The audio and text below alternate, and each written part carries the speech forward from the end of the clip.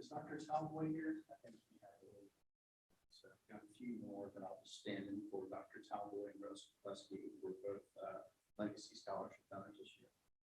So on behalf of Dr. Glenn Talboy, I would like to congratulate Yichi Zhang as a recipient of a $500 Legacy Scholarship.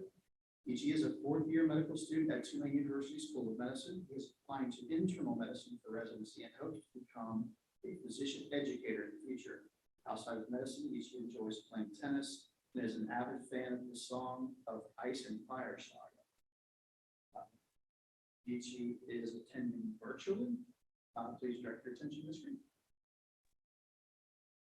Thank you, everyone from the SMA committee. Thank you, Dr. Talboy, for this incredible award. I'm beyond honored. Although I can't be there today, I really wish I could. And I hope y'all enjoyed my earlier presentation on socioeconomic disparities in lung cancer screening here in New Orleans. One of my primary research interests is in health disparities, and I think this scholarship award would go a long way in supporting that. Supporting my continued efforts in the future.